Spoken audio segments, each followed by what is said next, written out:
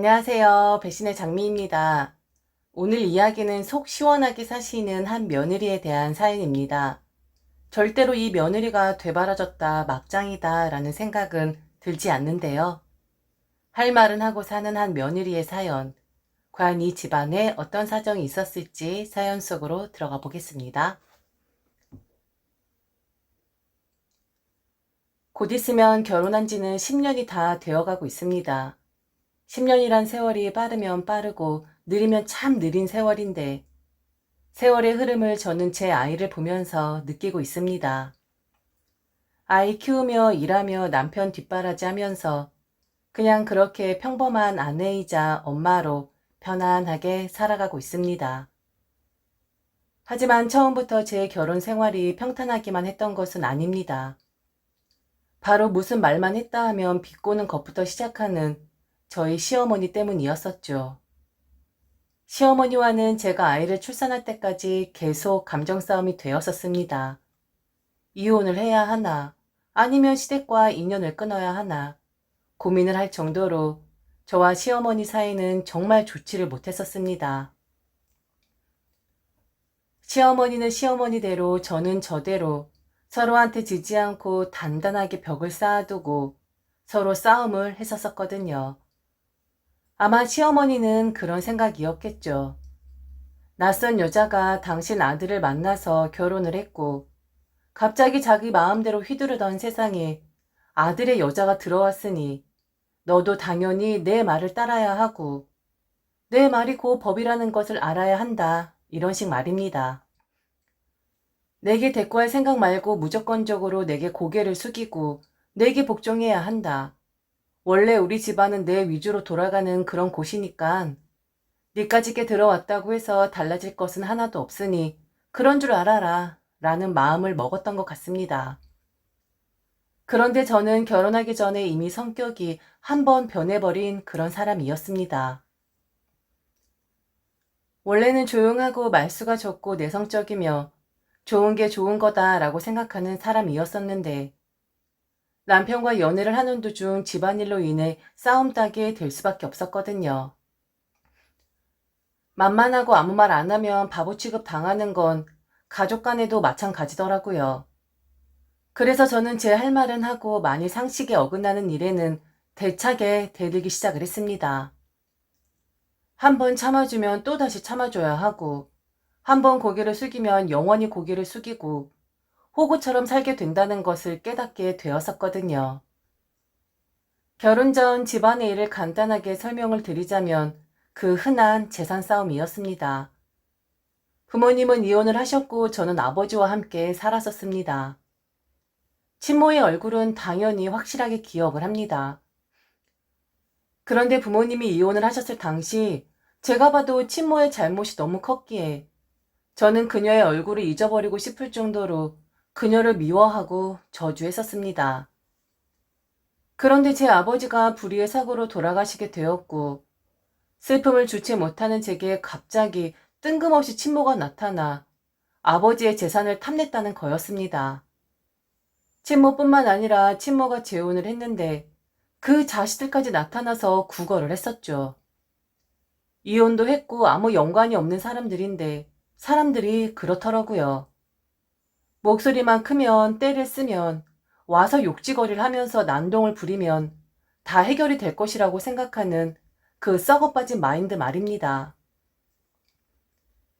그때 제 성격은 완전히 변해버렸습니다.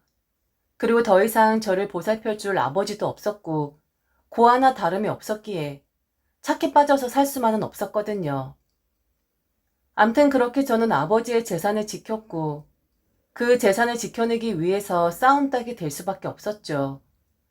피도 눈물도 없는 그런 연이라는 말을 친모에게 들을 정도였습니다. 그렇다고 여기저기에 싸움이나 걸고 다니는 그런 사람이라고는 오해하지 않으셨으면 좋겠습니다. 내 밖을 지킬 줄 알고 업신여김을 당하지 않을 만큼의 그런 싸움딱이라고만 생각해 주셨으면 좋겠네요. 암튼 이후 저는 남편과 결혼을 했는데 참 신기하게도 시어머니 짤이 되시는 분이 저희 친모의 성향과 좀 유사해 보인다라는 거였습니다. 그래서 더 시어머니가 뭐라 하면 지지 않고 대서는지도 모르겠네요. 평생 일 한번 해보지 않았으면서 허영심 강하고 유세 떠는 것을 좋아라 하는, 대접받는 걸 그리고 좋아하는, 그리고 목소리만 크면 다 이기는 줄 아는 그런 사람들 말입니다. 시어머니와 처음 마찰이 생겼던 것은 결혼하고 처음 맞이했던 시아버지의 생신 자리였습니다. 대부분 며느리를 드리면 저 시부모님 생신 땐 생신상을 차려드린다고 하는데 저도 당연히 그렇게 하는 것인 줄 알았습니다. 뭐 매일매일이 생신도 아니고 1년에 딱 2번인데 그 정도는 해드릴 의향이 있었고 그리고 심한 시집살이라고도 생각하지 않았거든요. 그런데 남편이 딱 잘라 말하더군요. 한번 해주면 다음번에 또 해줘야 하는 것이고 상황이 여의치 않아서 생략을 하거나 하면 분명히 시어머니가 서운하다 어쩐다 할 것이라고 말이죠. 시어머니의 성향을 남편은 너무나 잘 알고 있었던 거였습니다. 그러면서 애초에 기대감을 주지 않는 것이 좋다고 하더군요. 이미 시아버지 생신은 외식을 하기로 했고 자기가 다 이야기를 끝내 놓았으니 선물 정도만 챙기면 될 것 같다고 알아서 교통 정리를 해 주었습니다. 생신상 차려도 상관없었는데 남편이 정리를 하니 고맙기도 했지만 설마 아무리 그래도 자식 상황을 고려하지 않고 무작정 서운하다라는 마음만 앞세우시겠냐 했는데 역시 첫인상 그대로였습니다. 바로 저희 친모처럼 아나무인 그 자체였었죠. 남편이 시아버지 생신 때문에 예약한 식당이 다 모여서 밥을 먹고 선물을 주고받고 좋은 시간을 보내고 있었는데 갑자기 저희 시어머니 저를 빤히 보면서 그러시더군요. 왜 며느리가 있는데 생일상을 식당에서 받아야 하는지 모르겠다면서 말이죠. 그러면서 시어머니 친구들의 며느리들 이야기를 하면서 그 며느리는 이렇게 했네 저렇게 했네를 주절주절 말하기 시작했습니다. 세상 참 좋아졌다. 요즘 여자들 너무 살기 편해졌어. 예전엔 감히 상상도 못했었던 일들을 요즘 여자들은 아무렇지 않게 하는구나. 좋은 날 이런 이야기해서 미안하지만 나 한마디만 할게요. 얘, 너는 생각이란 게 없니? 아니면 부모님이 안 계시니까 배워먹질 못한 거야? 결혼하고 첫 시부모 생신 땐 생신상 차려야 하는 그런 기본적인 것도 모르니? 아무리 우리 아들이 괜찮다 괜찮다 해도 적어도 케이크 정도는 네가 만들어 왔어야 한 거 아니야? 아까 케이크도 보니까 시중에 파는 거던데. 참 정말 너무한다. 어쩜 이렇게 정성이라는 게 없어? 시어머니가 더 이야기를 하려고 하자 남편이 나섰습니다. 본인이 그렇게 하자고 한 거라면서 말이죠. 그리고 좋은 날에 어머니도 그만하시고 자기가 그렇게 하자고 한 거니 나무랄 거면 며느리를 나무랄 것이 아니라 아들한테 뭐라 해야 하는 거라고 하더군요. 시아버지도 인상 쓰고 계시고 저도 점점 기분이 상해지고 좋은 날 식구들 다 모여서 산통을 깨는 건지 아니면 꼭 그렇게 해야 할 말이었으면 좀 나중에 할 순 없었을까요? 무슨 그렇게 대단한 말이라고 그 면전에서 했어야만 했는지. 시어머니 빼고 모든 식구들이 그만했으면 하는 눈치였습니다. 그런데도 워낙에 당신 마음대로 사신 양반이니까 다른 식구들 표정은 눈에 보이지도 않았겠죠. 당신 감정만 중요한 분이셨으니까요. 너 지금 네 마누라 편드는 거야? 너 이런 식으로 하면 엄마는 네 마누라를 잡을 수밖에 없어. 상식적으로 이게 말이 안 되잖아. 내가 지금 왜 식당에 와서 네 아버지 생신 축하를 받아야 하는 건데 내가 며느리가 없어? 내 앞에 있는 저건 뭐야? 며느리 아니야? 아휴, 아이고. 다른 집 며느리들은 어떤 줄 아니? 내 친구들 며느리들은 하나같이 잘 배우고 어디 유명한 대학 나오고 직장도 외국 기업 다니는 애들도 많고 일도 똑부러지게 하면서 가정에도 시부모님한테도 그렇게들 잘한다고 하더라. 물론 자식들이 너무 바쁘니까 식당에서 먹는 경우도 덜어 있는데 아유 내가 팔할 걸 팔아야지. 식당에서 식사하시기 위해서 죄송하다고 돈 뭉치줬다고 하더라. 지금 난 여기 앉아서 뭐 하고 있는 건지. 말해봐라. 내가 지금 틀린 말 하고 있는 거니? 너도 지금 잘못한 게 있으니까 입 꾹 다물고 가만히 있는 거 아니야? 말해봐. 잘못했어, 안 했어? 죽을 죄를 지었어, 안 지었어? 만일 시어머니가 1절만 하셨다면 저도 그냥 듣고만 있었을 겁니다.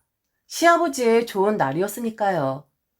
그런데 2절까지 하시는데 그땐 저도 참을 수가 없더군요. 알력다툼 하시기를 바란다면 기꺼이 응해 드려야죠. 그래야 호구 같은 며느리로 살지 않을 테니까요.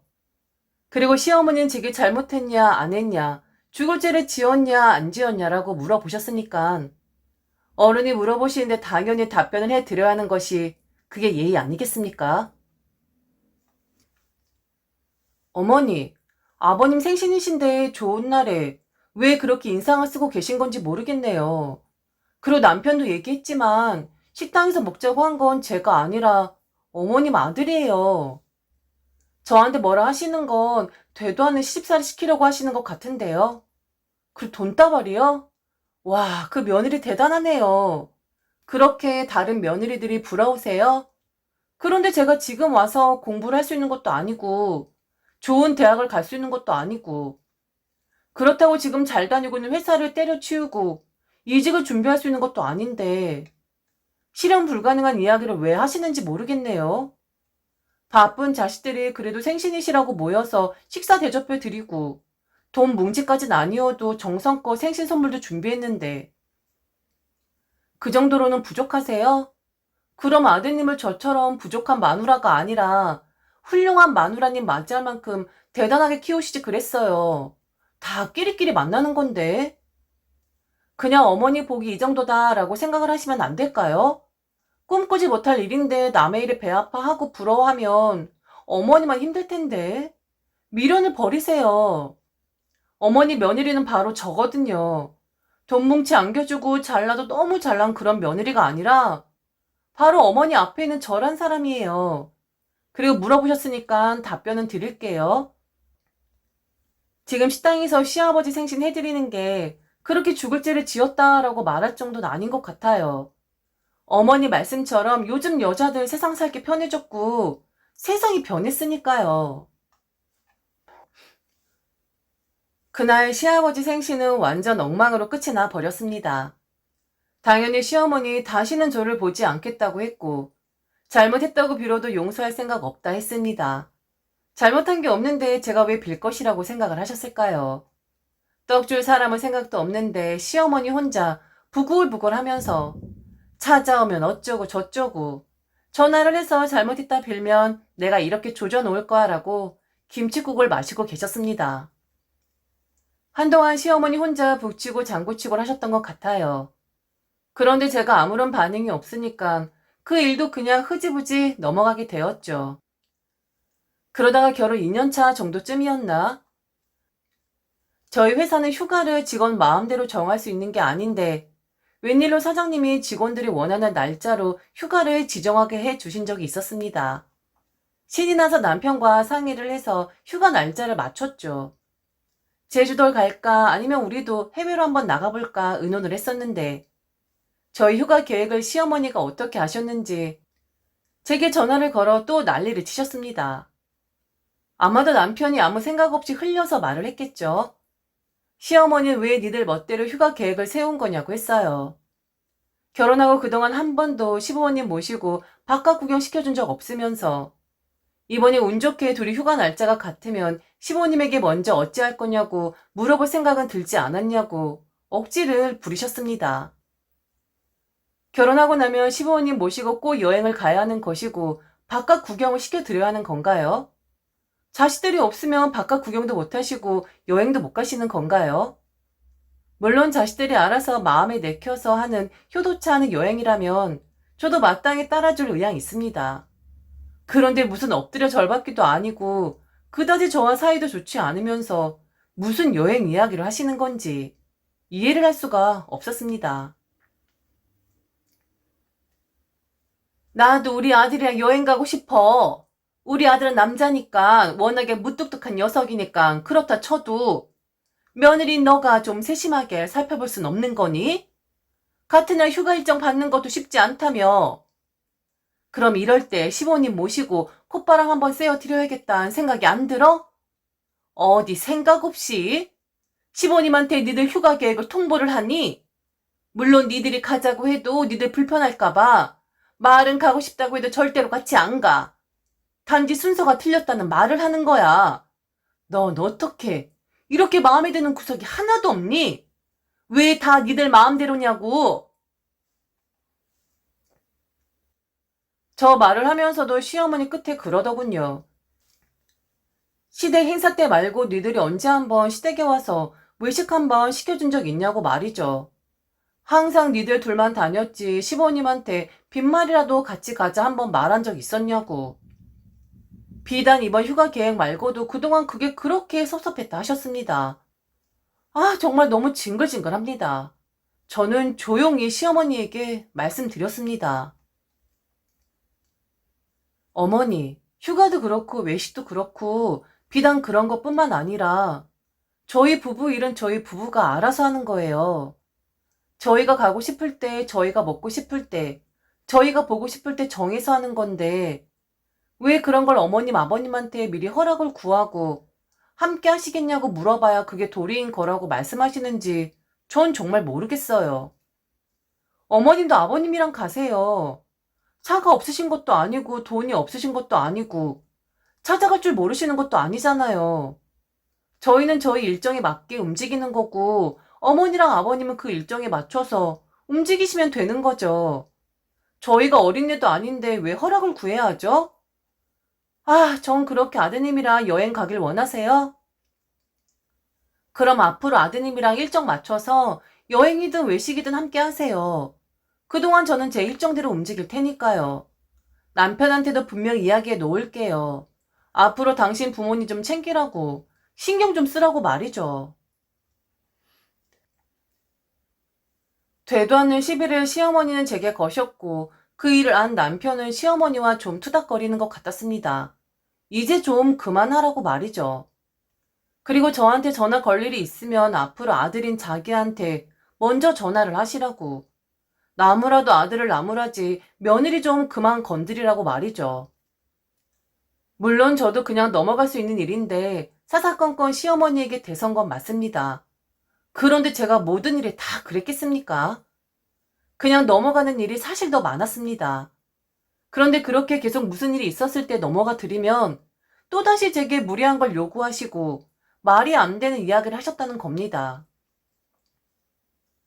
한 번씩 제가 저렇게 되차고 대들고 나면 또 한동안은 잠잠합니다. 우습게도 말이죠. 한 번은 시어머니 제게 그러시더군요. 처음에 제 사정 알았을 때 이런 사람일 줄은 몰랐다고 말이죠.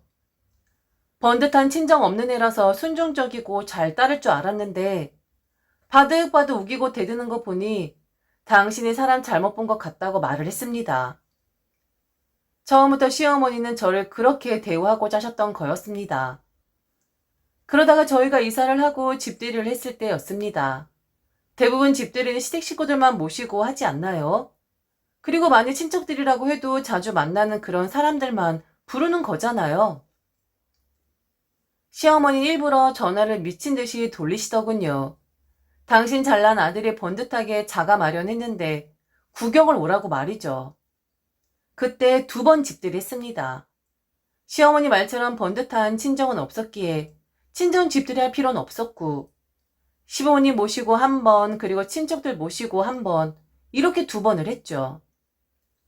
그런데 그걸로도 성이 차질 않으셨는지 시어머니는 시어머니 쪽 친척들까지 집들을 해야 한다고 하더군요. 그것도 제게 미리 이야기도 하지 않은 채 통보식이었습니다. 이번 주말에 이모님들하고 1번 더 집들이를 할 예정이니 준비를 하라고 말이죠. 저는 그럴 생각이 전혀 없는데 말입니다. 그래서 미리 이야기를 안 하셨고 상의 한마디도 안 한 채 이렇게 독단적으로 친척들을 모조리 소환하는 건 좀 무리인 것 같다고 취소를 해달라고 했더니 저희 시어머니 그러시더군요. 그럼 그 사람들을 무시하는 것이냐고 말이죠. 이미 다 이야기해 놓았고 그래서 그 사람들도 이미 약속이 되어 있다고 생각을 할 텐데 어른들한테 그런 신뢰를 끼치면 안 되는 거라나요? 게다가 만일 취소를 하면 당신 체면이 뭐가 되냐고. 너는 며느리가 되어서 시어머니 얼굴에 먹칠을 하고 싶은 거냐고. 마지막 집들이다 생각하고 준비를 하라 하는데 그때 또다시 저는 조용히 시어머니에게 말씀을 드렸습니다. 어머니 친구분들한테는 이야기 안 하셨어요? 서울 한복판에 어머니 장한 아들이 집 마련했는데 친구들한테는 자랑하고 싶지 않으시겠어요? 좀 그런 억지 좀 부리지 마세요. 우선 저는 어머니와 상의한 적 없고 두 번의 집들이로 끝났다고 생각을 했거든요. 그리고 그날은 저도 선약이 있어서 준비를 못할 것 같으니까 정 어머니 체면이 중요하시면 어머니 장한 아들하고 이야기하세요. 어머니 마음대로 정하시고 어머니 마음대로 약속 잡으셔서 그 약속 깨는 건 그분들께는 신뢰고 이렇게 마음대로 정하고 통보를 받아야 하는 제게는 지금 신뢰를 하는 건 아니고요. 그냥 저는 못하겠으니까 아드님하고 얘기하세요. 그날 저는 집에 없을 거예요. 그러다 집안에 집주인인 며느리가 있으면서 손님을 맞이해야지. 제가 없으면 그 사람들을 어찌하려고 하는 거냐 하셨습니다. 그러면서 또다시 당신의 위신을 이야기하더군요. 안 사람의 며느리가 없는 상태에서 이모님들 불러서 아들하고 당신하고 집들이 하면 이모님들이 어찌 생각하시겠냐고. 무슨 이런 콩가루 집안이 다 있냐 생각하지 않겠냐면서 말입니다. 어머니, 이모님들이 제 집이라서 오시는 거 아니잖아요. 다 어머니 장한 아들이 얼마나 번듯한 집에서 사는지 그거 구경하러 오시는 거 아니에요? 저는 그날 음식하고 수발 들고 그거 하라고 이모님들 맞이하라는 거잖아요. 입은 비뚤어졌어도 말은 바로 하셔야죠. 무슨 집주인, 안주인인 며느리가 집에 있어야 한다는 말씀을 하세요? 그래도 어머니 위신 세워주기 위해서 청하시고 싶으시면 어머니 아들이랑 이 집에 사시라니까요. 그날 저는 이미 선약이 있어서 빌려드리지 못하고 이 집은 빌려드리도록 할게요. 저는 그 정도면 어머니 위신 충분히 세워드리는 거라고 생각하는데 안 그래요? 다 어머니 손님들이니까 어머니가 하나하나 다 맞춰서 맞이해 주시고 아드님이랑 이모님들이랑 좋은 시간 보내세요. 저는 빠져드릴게요. 결국 이모님들 불러 사는 집들이는 취소가 되었습니다. 그 일로 시어머니는 오랫동안 제게 마음상이 있었던 것으로 알고 있어요. 하물며 시아버지를 붙잡고 얼마나 뭐라 하셨는지 결국엔 시아버지까지 제게 한마디 하셨었죠. 어른이 좀 해달라고 하면 너도 못 이기는 척하고 좀 넘어가 줘야지. 그렇게 바득바득 대들어야 하냐면서 말이죠. 버르장머리 없는 며느리는 있고 선 넘고 돈 없는 시어머니는 세상에 존재하지 않나 봅니다. 뭐가 그렇게 당당할까요? 그리고 뭐가 그렇게 며느리 도리이고 무슨 며느리 머리가 벼도 아닌데 숙이라고만 하는 것일까요? 그래서 저도 시아버지에게 그랬습니다. 모든 일에 바득바득 우기는 그런 사람 아니고 선을 넘고 도가 지나쳤을 때만 시어머니에게 조용히 말씀을 드리는 것 뿐이라고 말이죠. 그리고 무조건 며느리라고 해서 따라들을 이유 없고 며느리도 옳고 그른 것은 판단할 줄 아는 법이라고 그리고 육성으로 내뱉었네요. 제 머리는 잘 익어가는 벼가 아니라고 자꾸 숙이라는 그 말 좀 하지 말라고 말이죠. 그동안 방관만 하고 시어머니의 선 넘는 행동에도 가만히 계셨던 분이 바로 시아버지였었으면서 참 기가 찼습니다. 항상 평행선을 유지했었던 시어머니와 저의 관계는 아이를 출산하고 좀 수그러들긴 했습니다. 10년 정도 같이 얼굴 보고 살다 보니까 이젠 어느 정도 지켜야 하는 선도 있고 저게 평소엔 조용하지만 한번 말할 땐 뒤도 돌아보지 않고 퍼붓는 것이구나 라는 것을 알게 되신 거겠죠. 시어머니와 관계가 회복되었다기보다는 이제는 적응을 하긴 했는데 또 언제 다시 시어머니의 막말이 나올지 그 누가 예측을 하겠습니까? 좋은 며느리는 자신 없습니다. 그런데 저는 그냥 평범하고 일반적인 며느리가 되고 싶습니다. 너무 잘하는 것도 자신 없고 너무 못하는 건 양심상 그럴 수도 없고 그냥 적당하게 서로 선을 지키면서 앞으로 시부모님 돌아가실 때까지 그렇게만 살고 싶습니다.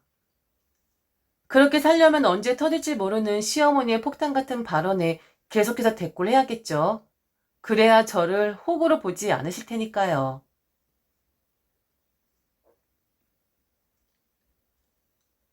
지금까지 들어주셔서 진심으로 감사합니다. 이상 배신의 장미였습니다.